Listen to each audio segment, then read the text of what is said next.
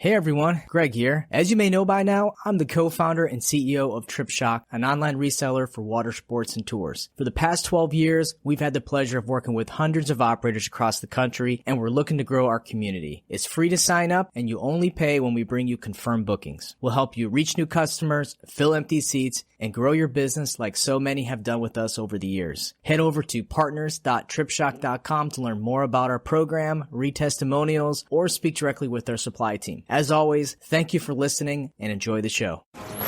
They come to relax, enjoy the beach, have fun, and spend money. And that's where we come in. This is the Awkward Watersport Guys podcast. Find out tips on the best ways to market and operate a water sports business. If you're a water sports operator, you need to grow your brand, operate more safely, upgrade your operations, and of course, increase bookings. We're industry veterans, broadcasting from Destin, Florida. This is the Awkward Watersport Guys podcast. And this is Kevin O'Neill and Greg Fisher. Hey everyone, welcome back to another episode of the Awkward Watersports Guys podcast. Today we're going to be talking about upsells. Upsells. What's an upsell? Like, hey, you want to go for an extra hour on a tour? Is that an upsell? Yeah. Or do you want to add beer to your booking? I don't know if that's legal. Hey, I've seen it. We see a lot of crazy shit in water sports that people just do. No, actually, there is a company in our area that you can purchase amenities after you make your booking. Like there's like a second page to the checkout flow where it says, add sunscreen, add beer, add coolers. There's like a list of things on there. And I always thought it's probably not a good idea to encourage alcohol on a rental. But I mean, everyone brings beer on their boat rental. A lot of people do, but I don't know. I'm on that line where I don't know if I would want to encourage it. Nah, I don't know. Yeah. It's the best idea, especially from a litigation standpoint. But yeah, upsells are great. I've considered. I haven't done it. I'm one of those guys that have like a bazillion ideas every day of the week. But I've always considered running running an email campaign back to them for that sort of stuff. For like physical products. Because there's a lot you can really do with an email list and upsells or physical products down the line. You could start like another company and you have all that information about them, and whatever widget it is that you come up with in the e-commerce world, you could probably use that email list. Like you already know they love Destin, they love boats. So I love that idea. I love the idea of like remarketing to them afterward for upsells or even just in your cart. So yeah, man, upsells. Let's get into it. There's kind of two different types of upsells, right? You have physical upsells, like adding sunscreen to their order, or when they get to the location, hey, do you want sunglasses, sunscreen, t-shirts. I mean, anything physical. There's those upsells. But then you have like the intangible upsells, such as damage protection, adding on time to the rentals, digital photos, affiliate sales, charging more for different classes of equipment. Like, maybe you charge $30 more for a new boat compared to an old boat. So you have the intangible and the tangible options that you can upsell. This is one of my favorite things to talk about, because I'm all about trying to make as much money as I can without having to add more employees or adding more equipment or adding another location, trying to make more with what I have, trying to increase my profit margins. And considering that I own an OTA, I don't have physical goods. I can't pivot in a lot of ways. Like I can only offer really what my supplier gives me. I'm always trying to think of how can I add value to this purchase? And that kind of leads me into a couple of the things that I think are one of the most strategic and innovative upsells. And that is cancellation protection and damage protection. So the first thing is cancellation protection. When I first brought this idea to, my colleagues, they thought I was crazy. They're like, well, first of all, you can get travel protection when you order airline tickets, right? You pay $100 and you get the protection. However, I mean, there's a whole different industry and there's a lot of other caveats to that. I wanted something more simple because why would someone want to pay an extra $100 when their tour's tomorrow or the next day? But with COVID, everything's kind of changed, right? You could literally book something and then the next day your daughter has the sniffles and you're like, okay, I need to cancel this reservation. So everything's changing to the minute almost. So 2 years ago at Arrival in Vegas, my business partners and I were in a hotel room and we were talking about all these different ideas we had from Arrival. And we came up with this idea called TripFlex. And basically what it is the customer pays an extra 10%, 12%, whatever. We have levers to change that number, but they pay additional amount of money and we protect that booking. So if they show up and the boat is garbage, that they could literally leave and get all their money back. You think that it wouldn't happen as much, people, but it really does happen a lot. One of their kids get sun poisoning at the beach, or let's say they found something else they wanted to do. They want to do more. Now, it doesn't happen often, but some travelers just like to know that they have flexibility. They have the peace of mind to change on a moment's notice. So we put this in place last September, and we worked literally a year and a half on formulating this, getting the data. I mean, it took a long time to put this in place. It was probably one of the best decisions our company made because one, we have very few claims with it. And two, it adds a lot of value to us being an OTA. So you're not going to find many OTAs offering cancellation protection. We have a very small take rate on it. It's only 5 to 10%, given the weeks, given the weather. When the weather's bad, there's a higher take rate than when the weather's not bad. But when you're doing a couple 100,000 bookings a year, it all adds up. Now, from a perspective of an individual operator, back in April, a good friend and partner of ours on TripShock, Chris Logal with Caribbean Marina, we had kind of like our COVID call. I was calling all of our partners and we were talking about,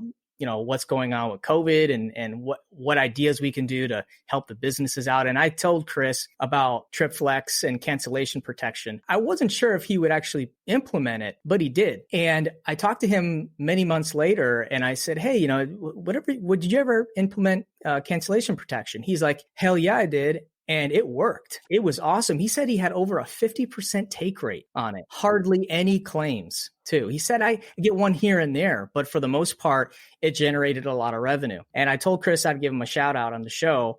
And when he told me that, this was right before we went live, I was grinning ear to ear because I'm like, okay, this was worth all the effort, all the planning, all the development we did to put this in place. And we've had it in place for 5-6 months already. And it's done awesome. Everybody can implement this. It's not just, you don't have to have a tech team to do it. If you are using your reservation system, as simple as adding an option, and putting a percentage to it or a flat amount, and they purchase it. And I mean, you can follow the same guideline. You can even switch them up. You can say, you get half your money back. How we do it is if they call us before the arrival time. So if it's 1:00, they show up at 12:30 and say they don't want to do it, then they're fine. But if they call us after the arrival time, 2:00, 3:00, then that's where we cut it off. Because we don't want people blatantly missing their trip and calling us a day later and saying, hey, I want my money back. It's not meant to be a no-show protection. Yeah.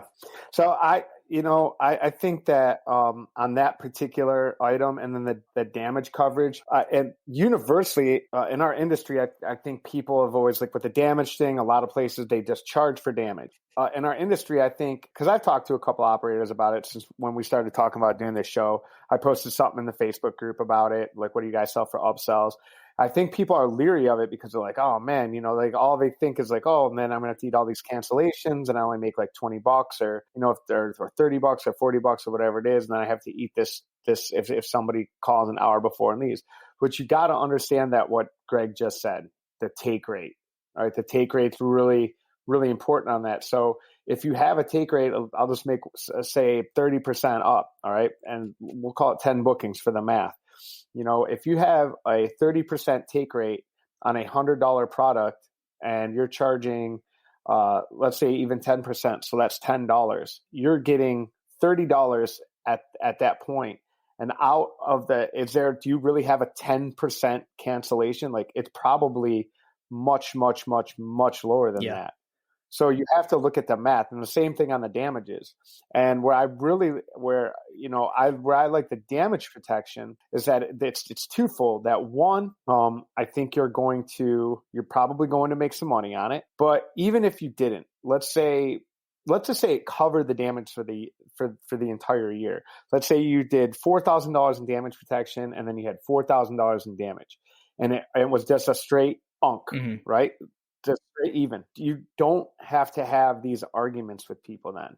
Like, yes, it might suck that you had to do a $200 repair or something like that, and you couldn't charge them because it was only $40. So you have to eat that $160. But then the other 4 times that the ski came back or the property came back completely undamaged, then it paid for that. So not only are you taking care of the damage that's being done to your equipment, you're protecting your reputation. Yeah.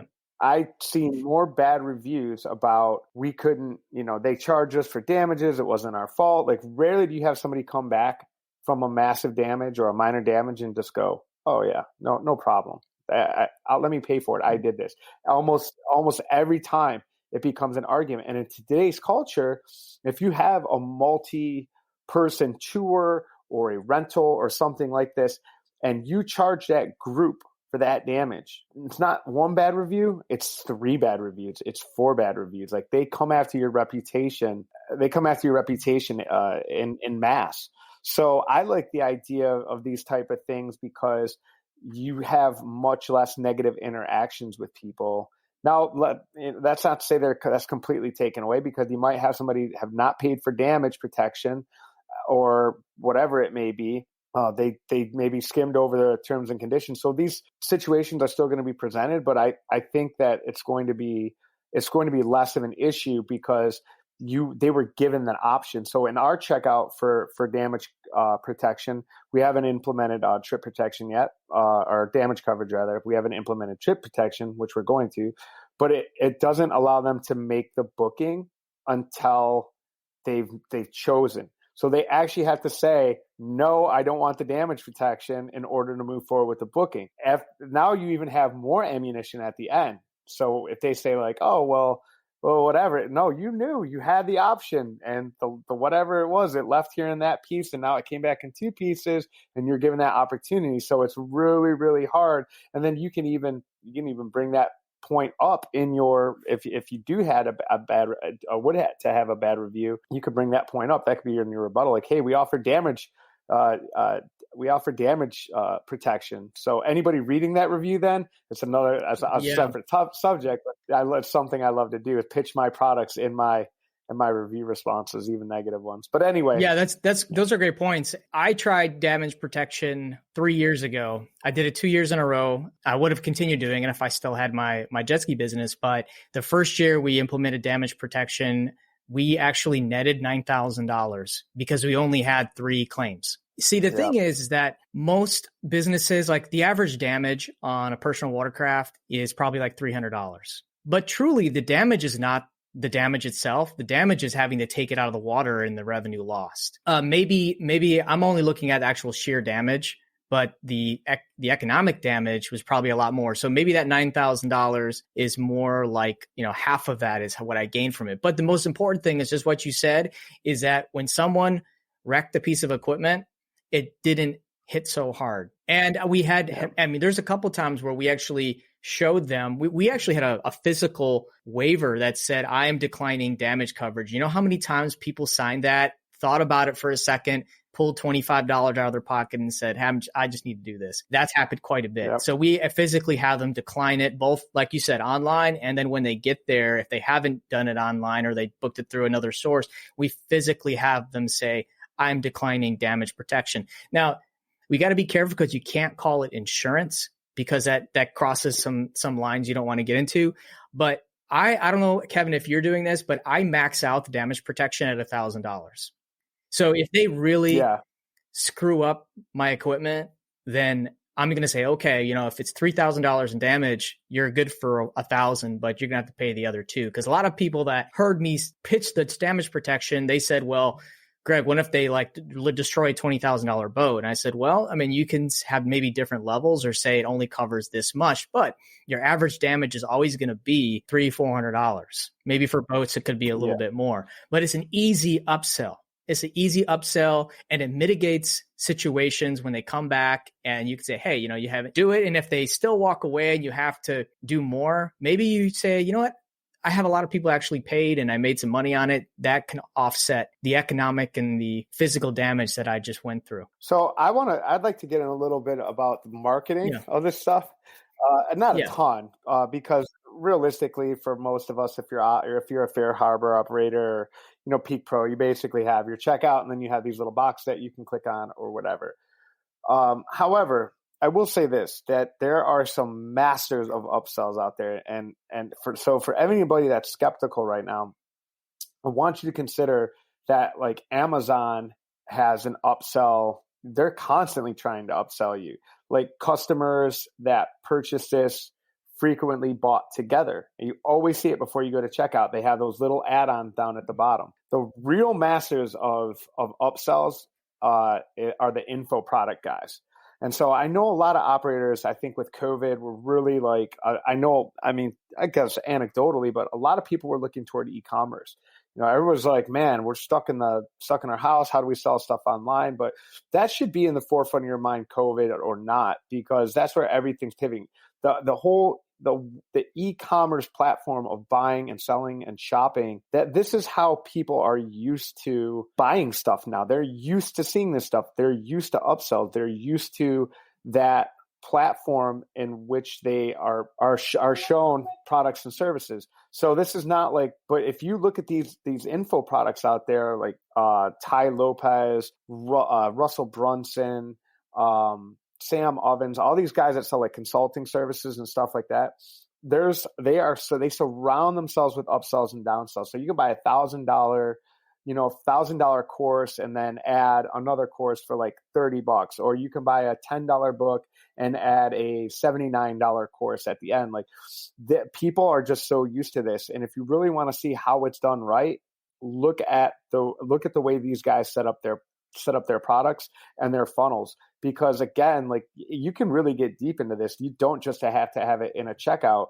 As I said earlier, you can like hit them back with, if they didn't purchase any these intangible products, but you do have physical products that you want to sell them, you can retarget them. But especially if you have a few days before, if they're booking out 7 days or 8 days or whatever, you can let them know, hey, we sell t-shirts, we sell photo packages. You can have stuff on your website. You can do a cart in your store, or you can create a store and cart aside from your booking software and still sell physical products as upsells to people. So if you want to talk about a little bit about the physical stuff too, Greg, I mean, so in the group, because there's bad upsells too. And I don't want to like put anybody on blast, but I didn't think it was a bad idea, but it did get me to thinking about some of the things that people do. So one of the girls in the group said that they do, and I think this one's actually good. It's not a bad upsell, but the way it was initially taken by one of the other members is what I thought too. She's like, well, we have kind of like crummy life jackets, and then we upsell them good life jackets. Like at first I thought like, oh, so like this one you might drown on. The one, if you do the upsell life jacket, you're definitely going to live. But it was like, no, it's like one of those, they're called impact vests, and they have like muscles built into them. I mean, you look like a badass when you wear one, you know what I mean? So she does like an upsell of like, you can get this high end life jacket, and they're like $100 and they look cool. So people that are doing hydroflight, they want that Instagram moment. They're like, oh, well, I want the cool impact vest, not the dorky, like 3-button or 4-button O'Neill or whatever, PFD2 that, you have to wear for being out there. So that said, so someone was like, so what do you sell them? Like torn, crappy, smelly life jackets or whatever, and then upsell my good one? She's like, no, and whatever. So in that particular instance, but there is some stuff that people upsell that I think, like, I don't know, like some of the guys out at Crab Island, like pay $1 to use our bathroom, like crap like that. Like sometimes I think like there's good upsells and then there's like bad upsells where you're sort of like nickel and diming people to death on things that like are sort of like maybe like standard, like we offer free coolers, we offer Bluetooth, like stuff like that. Like if you're renting a boat, come on, man, at least you have a stereo, like is a $15 cooler, like, could you maybe upsell that to people? Maybe, but I feel like there's like, you have to find the delineation between a good freemium that makes your product stand out and better versus an added value to a product that they otherwise, that you're adding a piece of convenience or more value that would allow that they normally wouldn't get unless they paid for it. Like giving gas, like that's another one. Like I think like charging for gas it's kind of ridiculous. So I got a question about equipment delineation, because you have people who will sometimes charge more for a newer boat than an older boat. But most partners that we work with, it's all across the board. I mean, it doesn't matter if it's an old boat or a new boat. The funny thing is when you go rent a car, if you get a nicer car or a newer car, you might pay a little more than if you get. I don't think it's older. I think there's classes. Classes. So, I mean, what's the argument to doing that? I mean, do you have newer boats and older boats, Kevin? Are the newer boats nicer with bigger engines? No. I mean, look, we do have older boats, but I mean, like we spent a lot of this off season refencing them so they look like newer boats. So that's a big driver for us. It's one thing we always say is like we have nice new boats like that. I would never be like, oh, here's my Rent-A-Wreck over here, because that's a part of my brand. So it's like I don't have bullshit. I've got good stuff across the board, and we always want to have good stuff. So like some of the engines were working fine. Again, I just replaced them. I don't want there to be problems. I don't want somebody to break down. So now I do think that you could. And almost every market, when you rent a boat, it's more set up like with a car where you can get like a center console. Like, I mean, let's face it, you're renting a pontoon, you're not renting a yacht, but you could charter a yacht for, I mean, up to, you can pay $250,000, $500,000 for a week to charter a yacht with the captain. So I think different classes just in the rental market, I think that'd be pretty difficult with jet skis too. If you're like, whatever, I don't think giving anybody above like a VX 110 horsepower. Nobody needs like a GP 1800 or a Sea-Doo, 300 GTI or whatever. So, I mean, I think it's doable. In our market, it's like, that's what I think makes me a standout, at least in my marketing. Hey, you always have nice new stuff and stuff like that. So I think that's a little.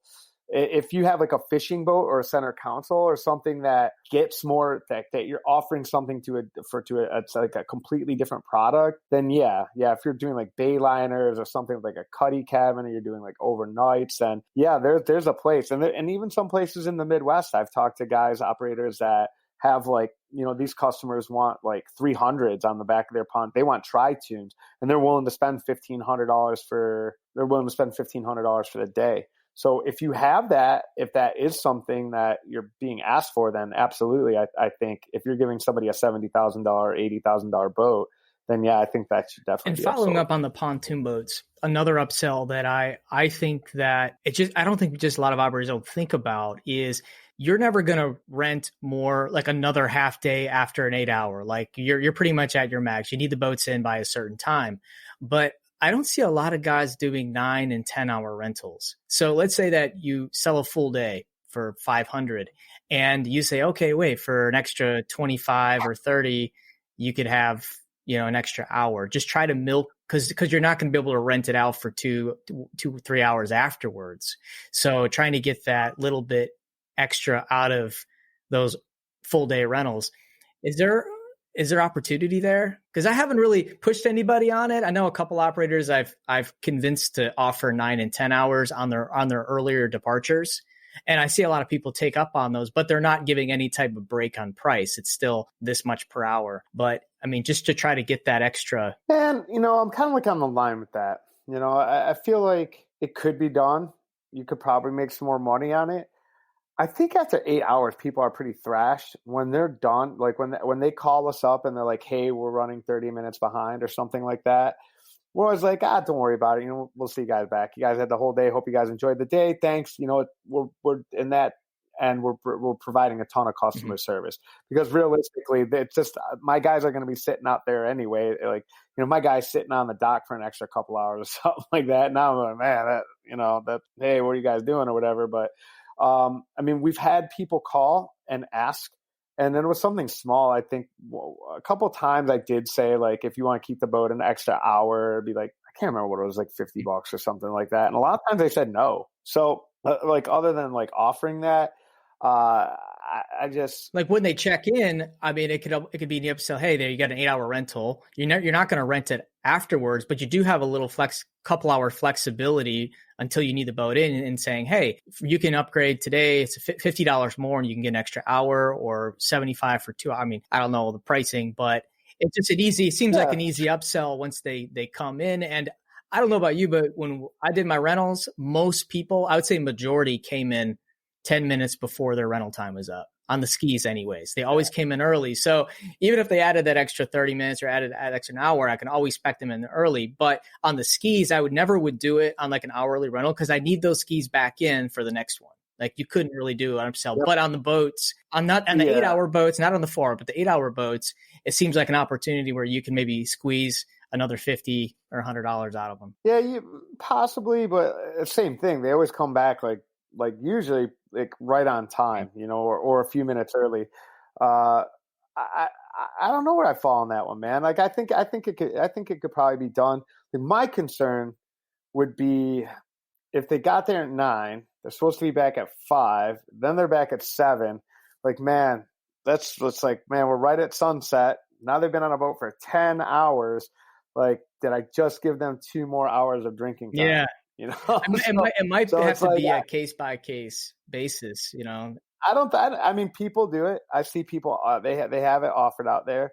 And I've had people have the boat for 4 hours and wanted to stay out for 6 hours when we were slow, and say, hey, can you cut me a price on a 6 hour? We don't want to be out there 8. We don't want to be out there 6. You for that? I'm like, yeah, okay, man. If that's something you want to do. I think it's doable. For when I start to like look at those sort of like those scheduling aspects, though, I get it like kind of like, oh man, 4 hours, 8 hours, like I'm not going to mess with anything else. And, then they get there at 10 and they still want to have like 10 hours somehow and be out till 8 o'clock or 9 o'clock at night. Like, people are bananas. So the next thing, I want to jump back to the intangibles. There's two things that I wrote down here. So one is digital photos. And I know there's websites like PickThrive where they basically create like online storage where you can upload your photos, and then you can give the links to your customers or text them, put it in your review email where they can access the store and see their photos and purchase.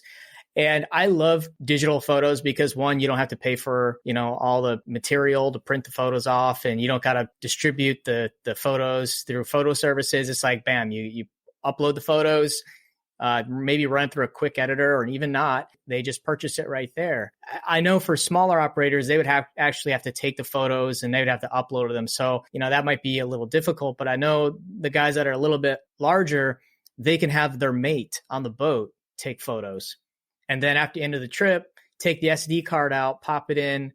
And I know a company that does exactly this. So I'm not making it hypothetical, but they just pop the SD card in the computer, upload the photos. And then by the end of the day, they send a bulk text email and a text message to everybody on that went that day. And now they have a text and email that they can click the link and purchase. So when we were in Key West, we did discs, and then my mates toward the end of my tenure there had these whips, and they would put the SD card right into their phone and then upload them right to their phone. And like, it was like split second from the DSLR. So, I mean, photos are just, there's 100 different ways you can do them. You could do that way. You can get the whip where you can put them straight into their phone, right on location. You can do USBs, or you can do, Greg, like you said, and have them. So the reason I like the physical is because like they're committed right then and there. It's like a little bit of old school, like hard sales tactics, especially with parasail. Like we were like stockbrokers on the back of that boat sometimes, man, like really pushing them hard.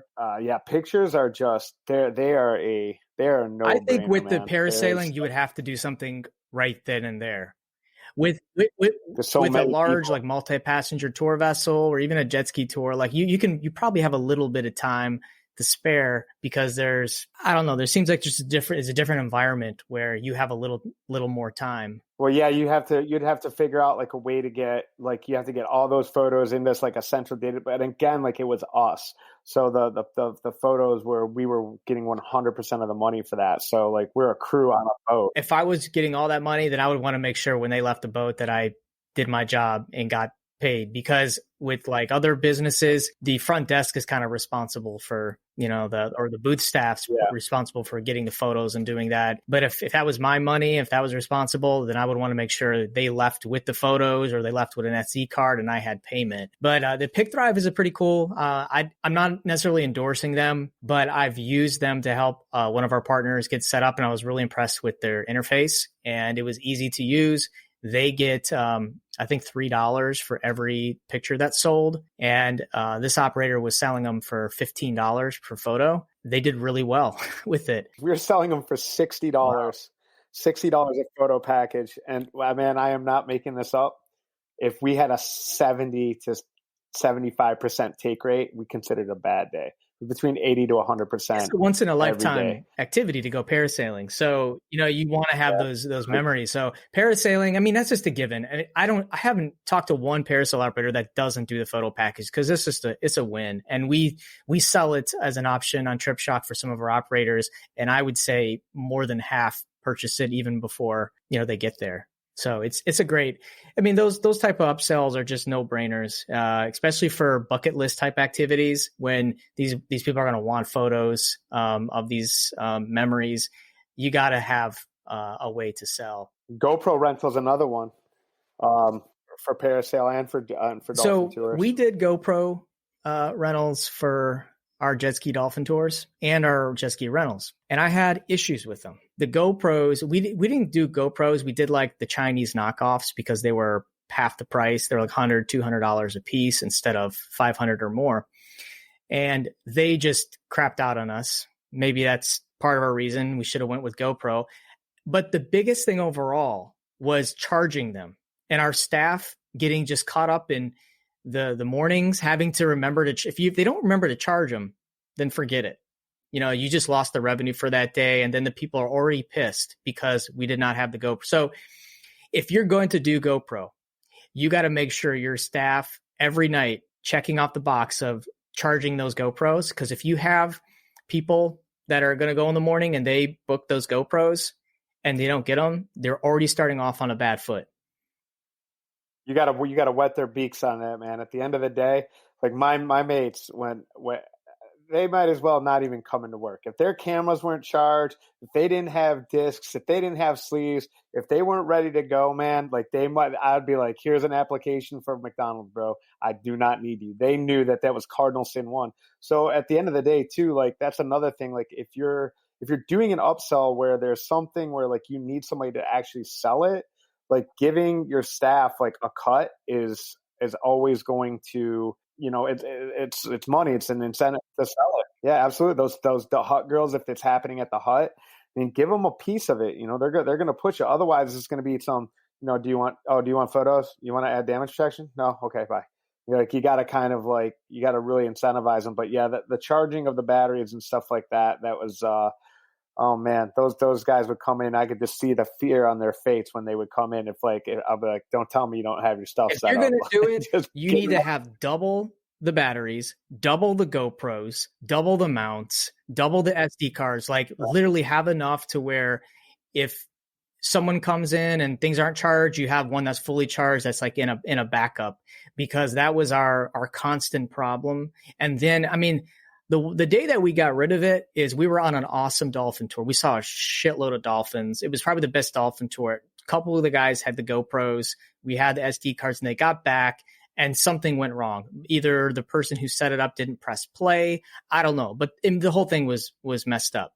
And that person was pissed. So it ruins the whole day for the whole team when there's a situation like that over this. So if you're going to do GoPro, you just need to make sure you have a staff. I agree 100% with you, Kevin. Give them a cut, because that's the way that's going to keep them on top of it. And then my manager basically said, Greg, we're so busy right now. I mean, it is literally crazy here. And these GoPros are just disrupting our flow. We even tried to do t-shirts, but when people got off the rental, they want to try on 6 different t-shirts because they're trying to find what size. And we just don't have a staff to kind of play retail shop with them. We just, it's like, here's the shirt, go. But they want to try things on. They want to take time. And everything's back to back when it comes to boats and ski rentals. You don't have time. Like, we had a dedicated resource that's just there to sell the ancillary items and set things up. That's probably a different situation. So if you're going to really get serious about some of these upsells and having coolers and merchandise and all that, you got to think about the retail side of things and having a system in place where you can get people in and get them out, because they can't disrupt your operations. Yeah. Another one that somebody brought up in the group was the wetsuits. Like, it was a part of their liability insurance that they wanted to at least be able to offer wetsuit bottoms if customers needed as some type of, I've never heard this before, that an insurance company, Donnie, that owns, that's part owner of Sunset Watersports, chimed in on that, because I know they rented wetsuits out to people. He seemed to know a little bit more information about that, but wetsuits are another one, like in the colder months, for some of you warmer climate places that operate year round.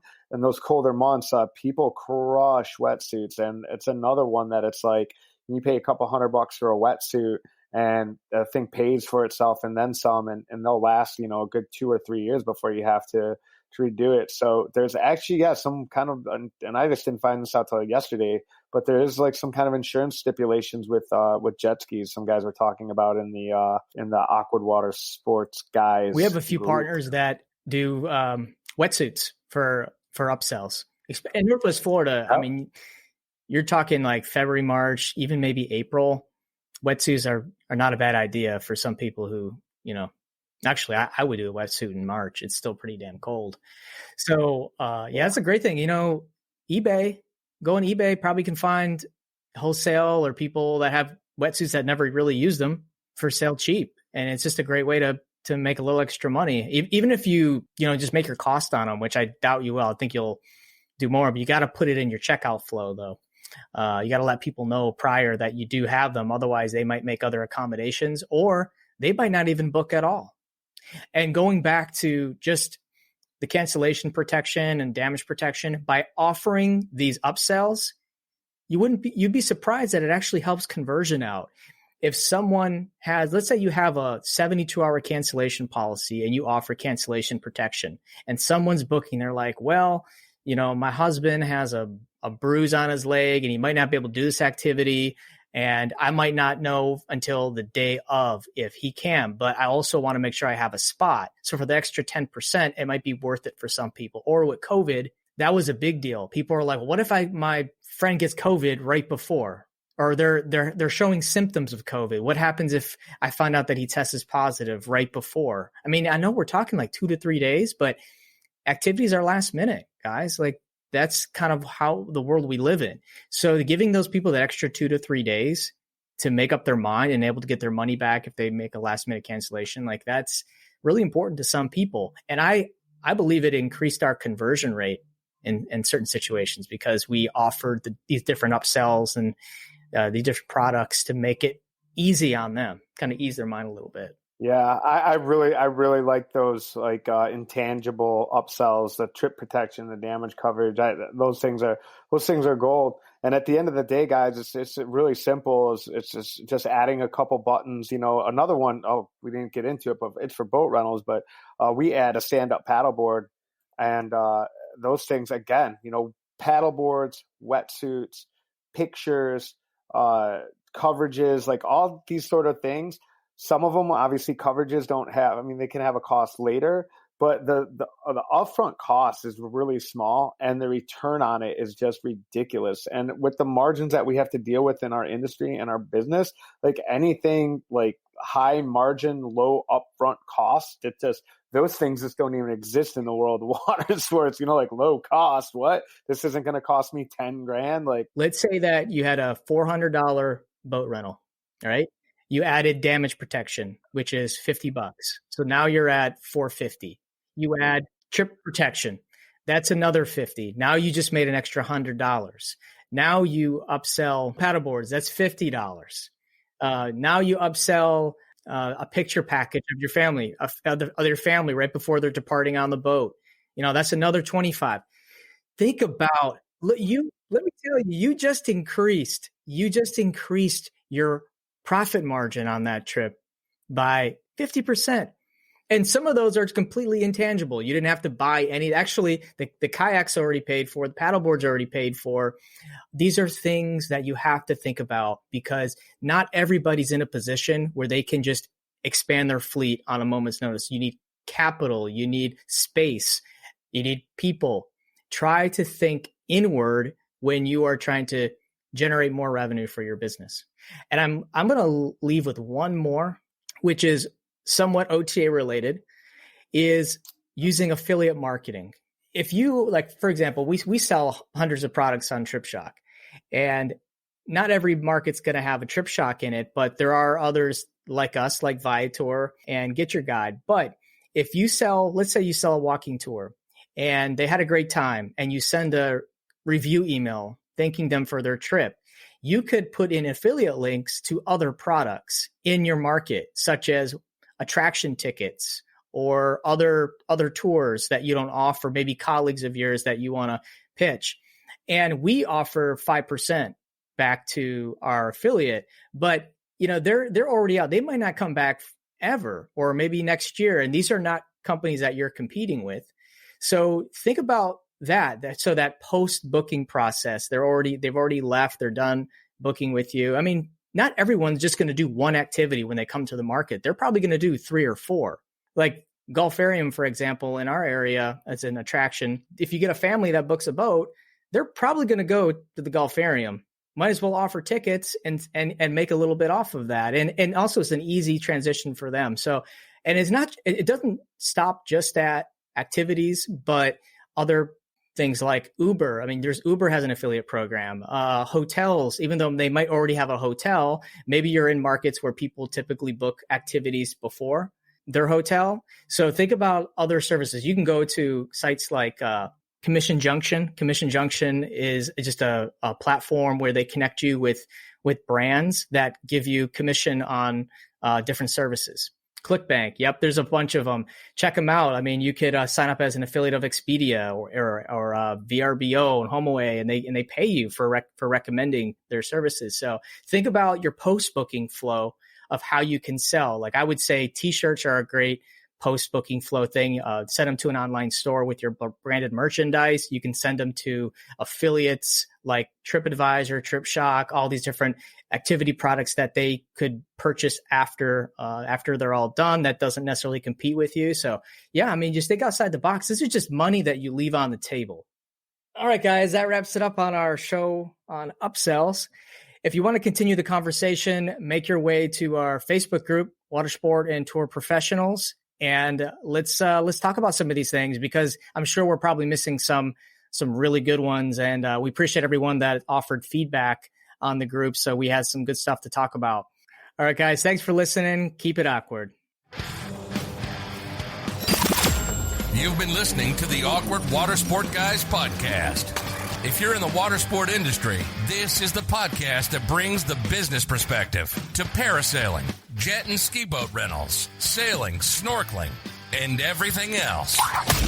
We hope you've gotten some useful and practical information from this show. Be sure to sign up to our email list at watersportpodcast.com and subscribe in your favorite podcast app. We'll see you next time, and thanks for listening.